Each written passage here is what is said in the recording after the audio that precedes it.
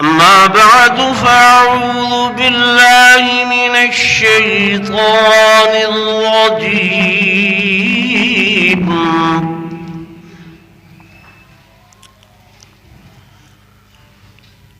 بسم الله الرحمن الرحيم.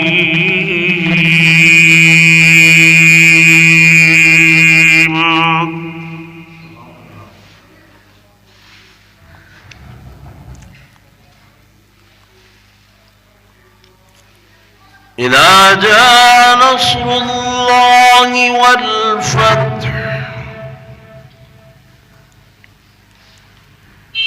ورأيت الناس يدخلون في دين الله أفواجا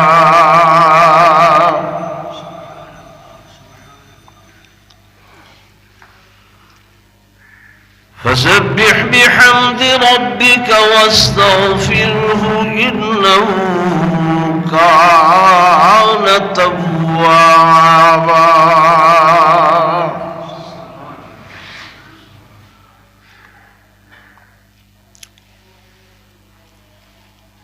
وقال النبي صلى الله عليه وسلم: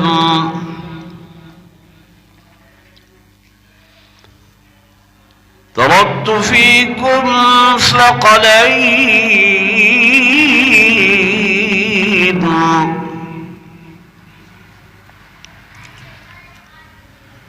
كتاب الله وأهل بيتي.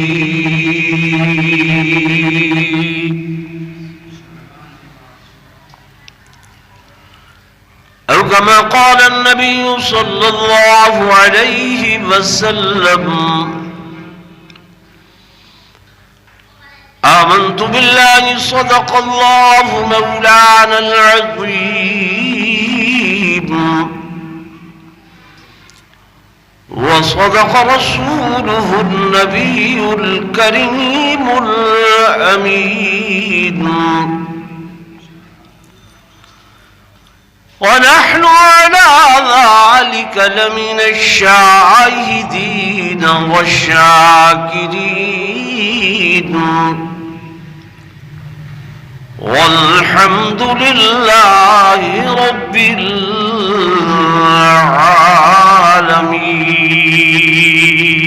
العالمين.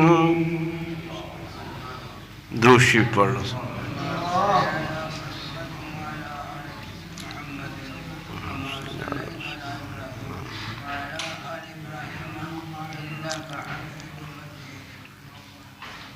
محمد است می خواهم خدا را،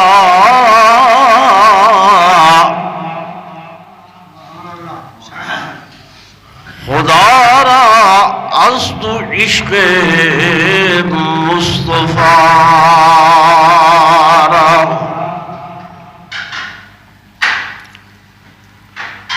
اسلام ما اطاعت خلفاء راشدین،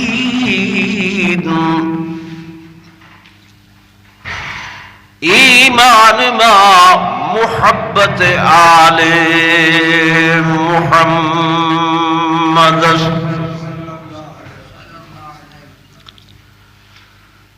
صدیق عکس کمال محمد است، فاروق ذل و جاہ و جلال محمد است، عثمان ضیاء کمال سخاء محمد است، حیدر باغ و بہار خصال محمد است، جو منکر ہیں چہار کے وہ نابکار ہیں، کونین میں رسوا اور عاقبت خوار ہے۔ ایک مرتبہ پھر درود شریف پڑھ لیں۔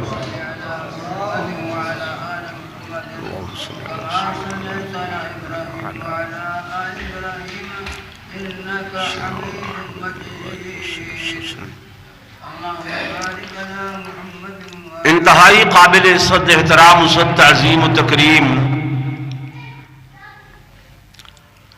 میرے محترم و محتشم حاضرین و ناظرین، بزرگان دین، نوجوان ساتھیوں، عزیز بھائیوں،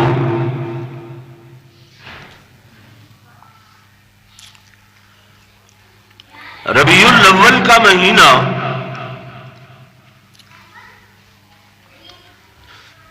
جہاں ہمیں حضور پر نور صلی اللہ علیہ وسلم کی آمد پر خوشیوں کی نوید سناتا ہے، وہیں پر یہ مہینہ ہمیں حضرت صلی اللہ علیہ وآلہ وسلم کی وفات حسرت آیات بھی بتلاتا ہے۔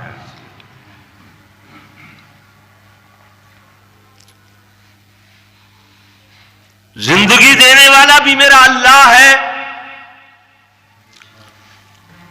اور موت دینا والا بھی اللہ ہے۔ قرآن کہتا ہے الذی خلق الموت والحیات، زندگی کو بھی اسی نے تخلیق فرمایا اور موت کو بھی اسی نے تخلیق فرمایا۔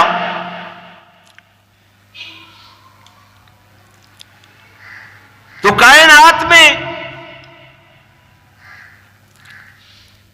جو بھی چیز اللہ نے پیدا فرمائی، تخلیق فرمائی، اس پر موت لازم اور واجب ہے۔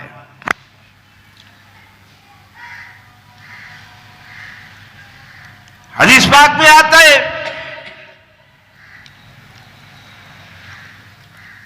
حضور پاک صلی اللہ علیہ وسلم نے فرمایا کہ اگر اللہ نے کائنات میں اپنے سوا کسی کو باقی رکھنا ہوتا تو وہ میں محمد الرسول اللہ صلی اللہ علیہ وسلم کی ذات بابرکات ہے۔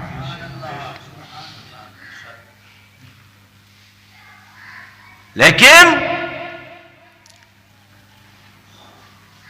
جب یہ ماہ مقدس آیا، حدیث پاک میں آتا ہے حضور پر نور صلی اللہ علیہ وسلم نے بیماری کے ایام میں مسجد نبوی میں خطبہ ارشاد فرمایا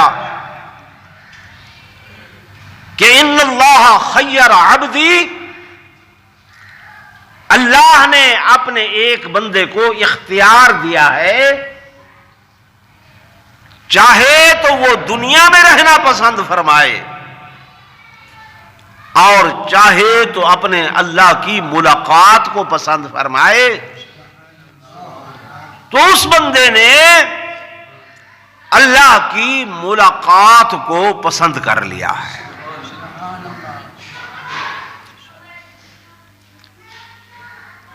تو الفاظ ہیں حدیث پاک کے کہ جب حضور پر نور صلی اللہ علیہ وسلم نے یہ جملہ فرمایا کہ اس بندے نے اللہ کی ملاقات کو پسند کر لیا ہے، فبکا ابو بکر صدیق رضی اللہ تعالی عنہ، آپ کے اس جملے پر حضرت سیدنا ابو بکر صدیق رضی اللہ تعالی عنہ نے رونا شروع کر دیا۔ مسجد نبوی میں آپ کے رونے کی آواز بڑھتی چلی گئی. صحابہ نے عرض کی ابو بکر یہ کون سی رونے والی بات ہے کہ حضور علیہ السلام نے تو کسی بندے کا ذکر کیا ہے اور آپ رو رہے ہیں. جناب ابو بکر صدیق رضی اللہ تعالی عنہ فرمانے لگے او میرے پیارو تم سوچ نہیں سکتے سمجھ نہیں سکتے کہ وہ بندہ کون ہے کہ جس کو زندگی میں رہنے کا اختیار بھی دیا جا سکتا ہے. وہ اگر کائنات میں کوئی ہستی ہے تو وہ میرے پاک محمد الرسول اللہ صلی اللہ علیہ وسلم کی ہستی ہے. لیکن اس میں جب آپ نے یہ فرما دیا کہ اس بندے نے اللہ کی ملاقات کو پسند کر لیا ہے تو مجھے اس جملے سے آپ صلی اللہ علیہ وسلم کے فراق کی بو آ رہی ہے. آپ صلی اللہ علیہ وسلم کی جدائی کی مجھے اس سے بو آ رہی ہے. میں نہیں سمجھتا کہ آقا دو جہاں صلی اللہ علیہ وسلم سے جدائی اور فراق ہم کیسے برداشت کر سکیں گے.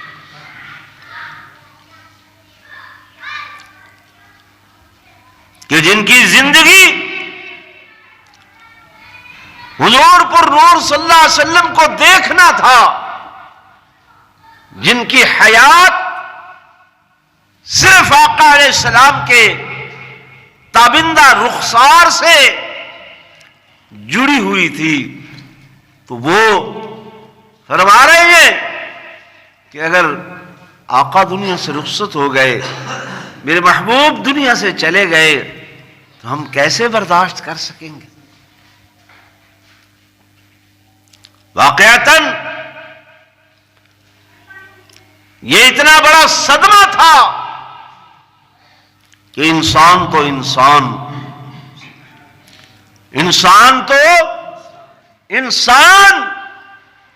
احادیث مبارکہ میں آیا ہے کہ جب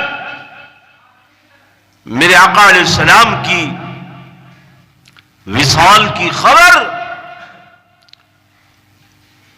اس دنیا فانی سے رحلت فرمانے کی خبر مدینہ منورہ کے اندر چلی, میرے آقا علیہ السلام کی ایک اونٹنی تھی قصواب, جو آپ صلی اللہ علیہ وآلہ وسلم اس پر سوار ہوا کرتے تھے.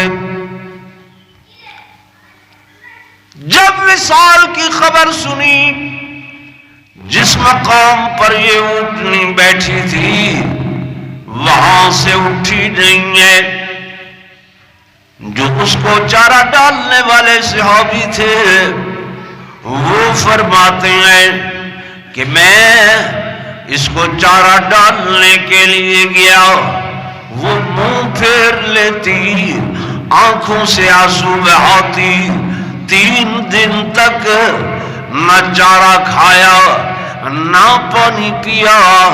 میں پانی پلانے کے لیے اس کے قریب جاتا, غمزدہ, محزون مغموم ہو کر بیٹھی رہتی, نہ پانی کو منہ لگاتی نہ چارے کو منہ لگاتی, دائیں بائیں دیکھتی, اس مقام سے اٹھی تک نہیں ہے. حتیٰ کہ چوتھے دن اس اونٹنی نے حضور صلی اللہ علیہ وسلم کی جدائی میں, آپ صلی اللہ علیہ وسلم کے فراق میں اپنی جان آفری کے سپرد کر دی, وہیں پر فوت ہو گئی. حضور علیہ السلام کا فراق برداشت نہ کر سکی.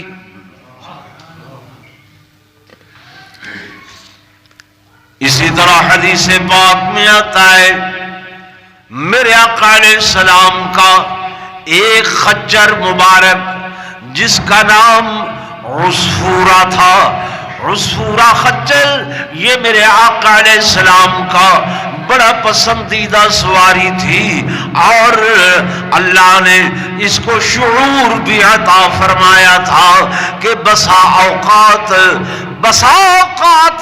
جب حضور علیہ السلام کی خدمت میں اور کوئی صحابی نہ ہوتے، آپ صلی اللہ علیہ وسلم نے کسی کو پیغام بھیجنا ہوتا تو آپ صلی اللہ علیہ وسلم اپنے اس عصفورہ سواری کو بلاتے، کان میں وہ پیغام پہنچاتے تو مدینہ طیبہ کی گلیوں سے یہ خچر سناسا تھا۔ اللہ نے شعور اس کو عطا فرمایا تھا، یہ حضور علیہ السلام کا پیغام لے کر اس صحابی کا دروازہ کھٹکھٹاتا، وہ سمجھ جاتے کہ یہ آقا علیہ السلام کا پیغام لے کر آیا ہے۔ جس دن میرے آقا علیہ السلام کا وصال مبارک ہوا، حضور علیہ السلام نے اس دنیا فانی سے برقع تبدیل فرمایا۔ صحابہ کہتے ہیں ہم دیکھتے تھے کہ یہ خچر مبارک مدینہ کی گلیوں میں دیواروں سے سر ٹکراتا، پہاڑوں سے سر ٹکراتا، کہیں چین سے نہیں بیٹھتا، ادھر بھاگتا، آنکھوں سے آنسوؤں کے سیلے رواں اس کے جاری تھے، حتیٰ کہ 5 دن تک اسی کیفیت میں رہا، اسی حالت میں رہا، نہ کچھ کھایا نہ کچھ پیا، اور 5 دن تک دیواروں سے سر ٹکراتے ہوئے بالآخر 5 دن کے بعد اس خچر مبارک نے بھی اپنی جان آفری کے سپرد کر دی۔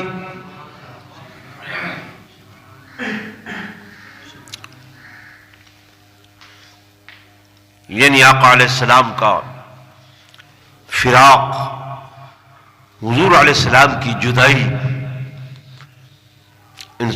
انسانوں کے ماں سوا ان جانوروں نے بھی محسوس کی، اور آپ کی جدائی میں، آپ کے غم میں روتے رہے۔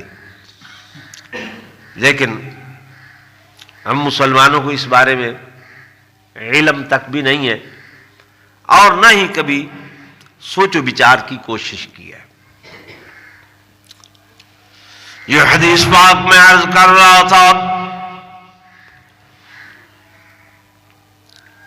کہ جبریل امین اللہ کی طرف سے یہ پیغام لے کر آئے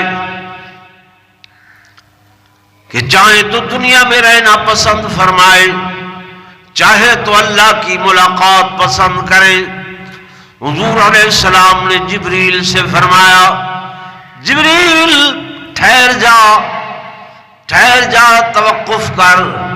جبریل ٹھہر گیا، فرمانے لگے، اے جبریل، ہمیشہ سے 23 سال سے اللہ کا پیغام مجھ پر لاتے تھے، آج میں محمد کا پیغام میرے خدا کے پاس لے جاؤ۔ جبریل علیہ السلام بھی تو میرے آقا کے در کے غلام ہے نا، حضور علیہ السلام کی امت۔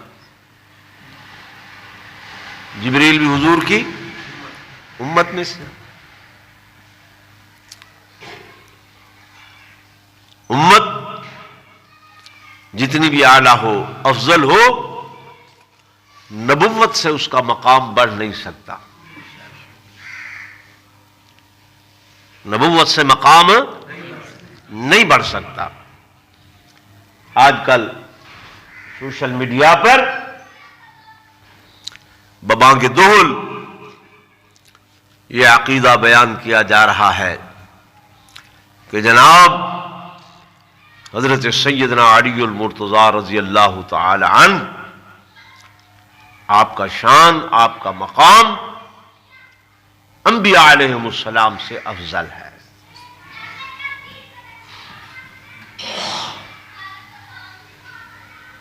سن رہے ہیں آپ؟ نہیں سن رہے کہ انبیاء علیہم السلام سے افضل ہے۔ میرے دوستوں، میرے بزرگوں، ہم سنی اہل السنت والجماعت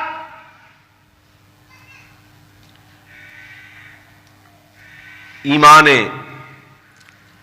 مفصل اور ایمان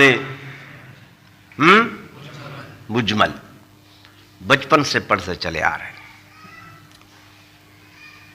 اس کے مطابق ہم یہ کہتے ہیں آمنت باللہ و ملائکتہ و کتبہ و رسلہ، کہ ہم ایمان لائے اللہ پر اور اس کی بھیجی ہوئی کتب کتابوں پر، یعنی تورات پر بھی ہمارا ایمان ہے، زبور پر بھی ہمارا ایمان ہے، انجیل پر بھی ہمارا ایمان ہے، قرآن پر بھی ہمارا ایمان ہے.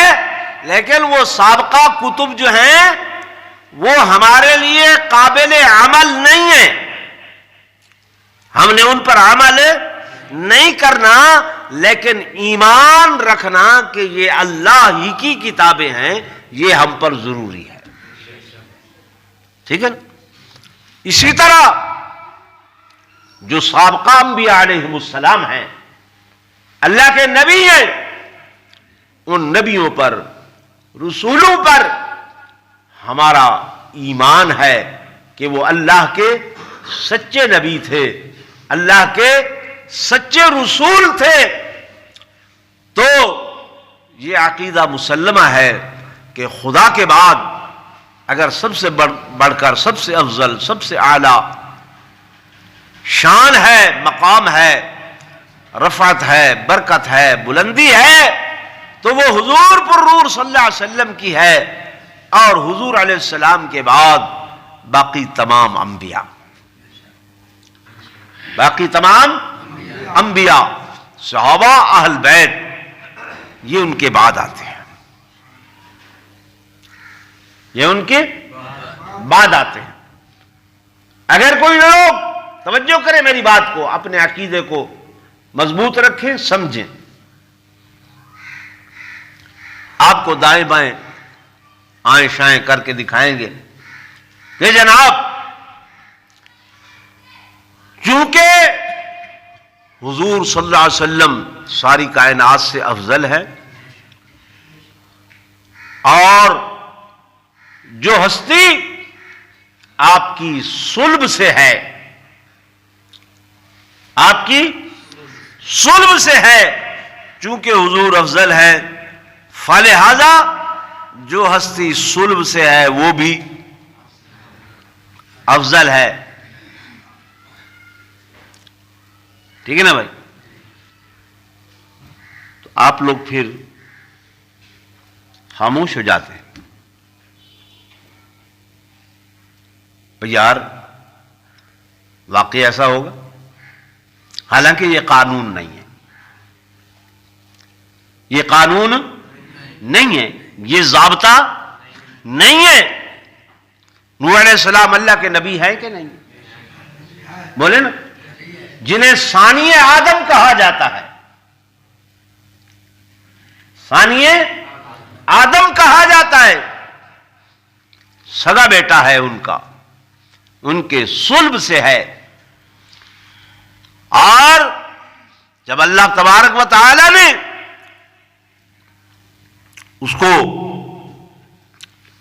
پانی کے موجوں کے حوالے کیا، اللہ کے نبی شفقت پدری کے غلبے کی وجہ سے عرض کرنے لگے ان نبنی من اہلی، اللہ میرا ان نبنی، میرا بیٹا ہے، میرے اہل میں سے ہے، میرے آل میں سے ہے، بچا لے. اللہ پاک نے جواب فرمایا انہو لیس من اہلک، تیری آل سے کاٹ دیا. کیوں؟ اللہ میں نے شادی کی ہے، نکاح کیا ہے. فرمایا انہو عمل غیر صالح، ان کے عمل ٹھیک نہیں ہے، شرک کیا ہے اس وجہ سے. تو یہ کہنا کہ صلب سے بے شک سیدہ کائنات، بطول کائنات، سیدۃ نساء اہل الجنہ ہمارا ایمان ہے، ہماری ان سے عقیدت ہے، ان کی عظمت ہے. ان کا مقام ہے حضور پر نور صلی اللہ علیہ وسلم کو سب سے زیادہ پیاری تھیں کہ جب میرے آقا علیہ السلام کے وصال کا وقت ہوا تو حضور علیہ السلام نے اور کسی کو اپنے قریب نہیں بلایا ماں سوائے سیدہ فاطمہ کے.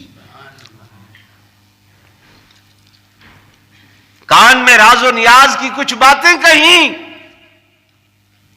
سیدہ رونے لگ گئیں، سیدہ رونے لگ گئیں. پھر آپ صلی اللہ علیہ وسلم نے دلاسا دیا، پھر مسکرانے لگ گئیں. بعد از وصال پیغمبر پوچھا گیا، فاطمہ آقا نے کیا فرمایا تھا کہ آپ رونے لگ گئیں؟ عرض کرنے لگی، میرے بابا نے مجھے فرمایا کہ فاطمہ اسی تکلیف میں آپ سے جدا ہونے والا ہوں، تو بابا کی جدائی مجھ سے برداشت نہیں ہے، میں رونے لگ گئی. پھر فرمایا میرے رونے کو دیکھ کر فاطمہ رو نہیں، بہت جلدی سب سے پہلے تو میں محمد سے ملاقات کرے گی. کہ جانا تو مسلم ہے لیکن تو سب سے پہلے. تو حضور علیہ السلام کے وصال کے بعد سیدہ کائنات فرماتی ہیں کہ صبت علی مصائب لو انہا، صبت علی مصائب لو انہا صبت علی الایام سرن لیالیا. میرے ابا کی جدائی پر، میرے ابا کی جدائی پر مجھ پر مصیبتوں کے اتنے پہاڑ ٹوٹ پڑے کہ اگر یہ پہاڑ سفید دنوں پر پڑتے، صبت علی الایام یعنی سفید دنوں پر اگر یہ پہاڑ پڑتے تو سرنا لیالیا، یہ سفید دن بھی کالی راتوں میں تبدیل ہو جاتے ہیں. اس قدر میرے آقا کی فراق میں، اس قدر میرے آقا کی جدائی میں سیدہ کائنات غمزدہ رہی، محزون رہی، مغموم رہی. اور میرے لئے والے دوستوں بس پھر کیا تھا میرے آقا کے وصال کے بعد صرف اور صرف 6 ماہ ہی تو زندہ رہی. کتنے مہینے؟ 6 ماہ ہی تو، 6 مہینے ہی تو زندہ رہی. لیکن ابا کی جدائی میں، ابا کے فراق میں فرمایا زندگی روکھی ہو گئی، برداشت نہیں ہوتا تھا. اور پھر اپنی جان آفرین کے سپرد کر دی.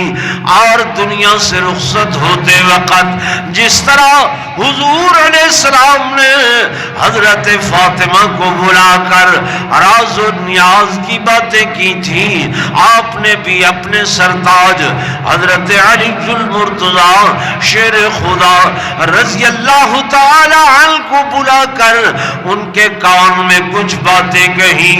پوچھا گیا کیا فرمایا سیدہ کہنے لگی علی میری کچھ نصیحتیں ہیں، وصیتیں سن لو. کیا؟ سب سے پہلی وصیت تو یہ ہے کہ حسنین کریمین بڑے محبت سے میں نے پالے ہیں، بڑے پیار سے پالے ہیں. میری دنیا سے رخصت ہونے کے بعد ان سے شفقت سے پیش آنا، محبت سے پیش آنا. اور دوسری وصیت یہ ہے کہ جب میں دنیا سے رخصت ہو جاؤں میرا جنازہ رات کی تاریکی میں اٹھانا، دن کے اجالے میں نہ اٹھانا۔ حضرت علی عرض کرنے لگے فاطمہ یہ کیا فرما رہی ہو؟ ہم آپ کا جنازہ دن کی روشنی میں بڑی دھوم دھام سے نکالیں گے، ہزاروں نہیں لاکھوں کے اجتماع ہوں گے، لوگ پوچھیں گے کہ یہ اتنا بڑا جنازہ کس کا ہے؟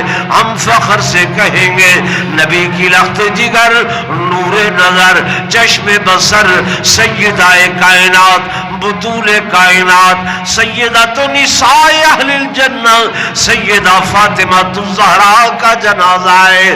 حضرت فاطمہ رو پڑی، رو کر عرض کرنے لگی میرے سرتاج، میرے سرتاج، جس دن سے میں آپ کے عقد میں آئی ہوں، سن بلوغت میں آئی ہوں، علی میری آنکھوں نے یا نبی کو دیکھا ہے یا علی کو دیکھا ہے، تیسرے غیر محرم پر نگاہ نہیں پڑی۔ میں تو یہ چاہتی ہوں کہ میرے جنازے پر بھی کسی غیر کی نگاہ نہ پڑے۔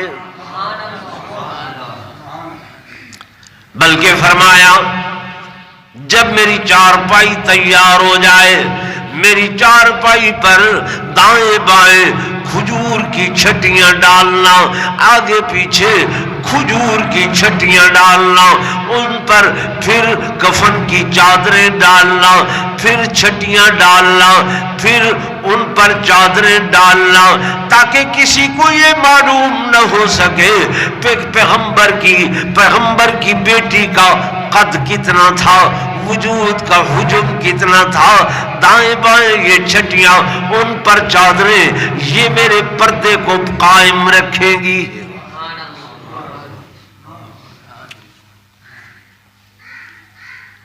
کوئی میری بات سمجھ آ رہی؟ جی بھائی، ذہن سے میں آپ نے بٹھائی ہے یہ بات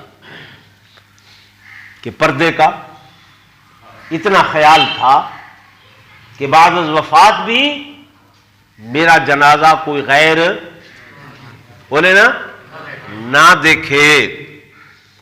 تو جو سیدہ بعد از وفات بھی پردے کی اتنی پابند ہے، کیا یہ ذہن مانتا ہے کہ وہ برسر عام بازاروں میں آ گئیں اور وہ جناب کہا جاتا ہے کہ حق مانگنے کے لیے آئیں اور پھر ان کو اذیت دی گئی، پھر دھکے مارے گئے، پھر یہ ہوا پھر وہ ہوا، یعنی وہ غیر محرم مردوں میں ایسے آئیں سیدہ کائنات؟ کیا یہ عقل تسلیم کرتی ہے؟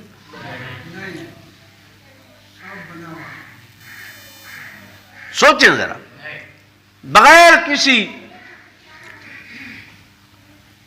ہیرو حجت کے نبوت کا گھرانہ ہے، کوئی معمولی گھرانہ نہیں ہے، کوئی عام گھرانہ نہیں ہے، جس گھرانے کے متعلق یہ آتا ہے کہ جب پل صراط سے امتیں گزر رہی ہوں گی، نبی گزر رہے ہوں گے، ولی غوث و قطب گزر رہے ہوں گے، کہ اسی اثناء میں سیدہ کائنات، پیغمبر کی بیٹیاں، نبی کی بیٹیاں، نبی کی نواسیاں، نبی کی گھر والیاں تشریف لائیں گی، ملائکۃ اللہ آواز دیں گے ولیو، غوثو، قطبو، ابدالو، عبادو، اخیارو، تابعیو، صحابیو، اللہ کے نبیو، نظریں نیچی کر لو کہ اب پل صراط سے محمد کا گھرانہ گزرنے والا۔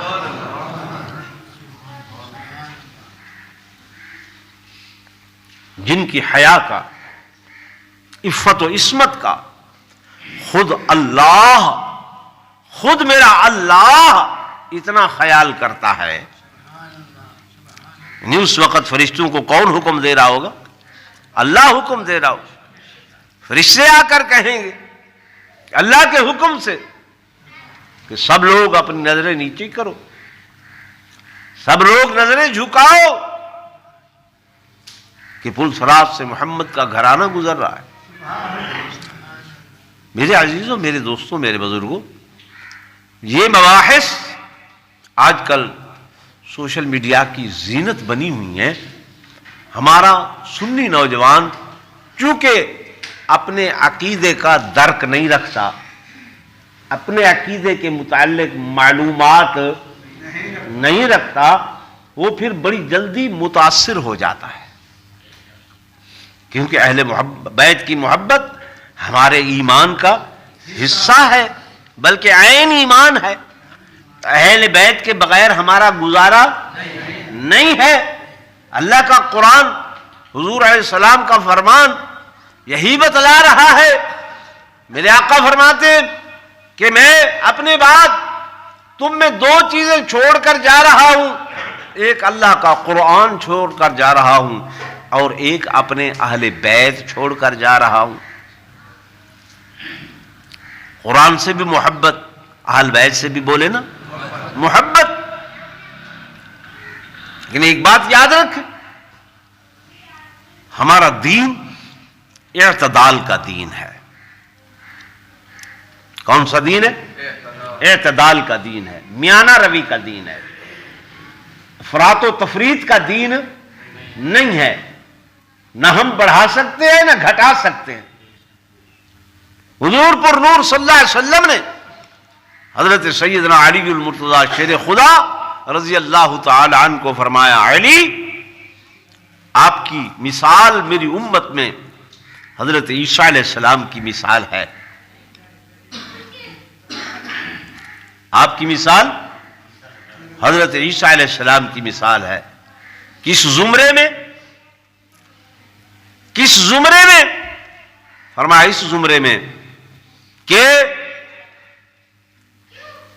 ابغضته اليہود حتی بہتوا امہ واحبته النصارى حتی قال انہ ابن اللہ۔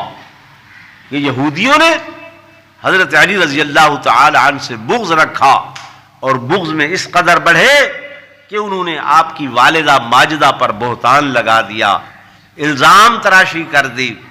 وَأَحَبَّتْهُ النَّصَارَى، اور عیسائی محبت میں اس قدر آگے بڑھے کہ حتیٰ قال انہ ابن اللہ، حتیٰ کہ انہوں نے یہ کہہ دیا کہ حضرت علی اپنا حضرت عیسیٰ اللہ کے بیٹے ہیں۔ تو آپ نے فرمایا کہ وہ یہود بھی گمراہی پر اور عیسائی بھی گمراہی پر، وہ شان گھٹانے کی وجہ سے گمراہی پر، یہ حد سے زیادہ، صرف بڑھانے نہیں، حد سے زیادہ اعتدال والا شان مقام رکھنا ہے، یہ حد سے زیادہ بڑھانے کی وجہ سے یہ گمراہی میں چلے گئے۔ تو آپ کی مثال فرمایا میری امت میں بھی کچھ ایسے لوگ ہوں گے جو نعوذ باللہ بغض کی وجہ سے آپ کا انکار کر دیں گے، اور بعض ایسے لوگ ہوں گے جو بڑھا چڑھا کر خدا سے ملا دیں گے۔ ٹھیک ہے نا بھائی؟ یعنی ہمارا سنی نوجوان بھی تو یا علی مدد لکھنے کو رکتا ہے؟ نہیں رکتا۔ وہ کہتے ہیں اس میں کیا ہے، اس میں کیا ہے، لکھتے ہیں۔ حالانکہ ہر نماز میں پڑھتے ہو ایاک نعبد و ایاک نستعین، پڑھتے ہو کہ نہیں پڑھتے؟ معنی کیا ہے؟ اللہ ہم عبادت تیری کرتے ہیں، تیری ہی کرتے ہیں، و ایاک نستعین، اور مدد بھی تجھ ہی سے مانگتے ہیں۔ تو جب حضرت علی کو بھی ساتھ شریک کر دیا، اللہ بھی مدد کرنے والا اور حضرت علی بھی، ٹھیک ہے نا؟ لیکن ذہن میں اس کو ہم کچھ سمجھتے نہیں ہے، کہتے ہیں روٹین کی کاروائی ہے۔ دوستی میں، یاری میں، دوستیاں یاریاں اپنی جگہ پر، عقیدہ بولے نا اپنی جگہ پر، عقیدہ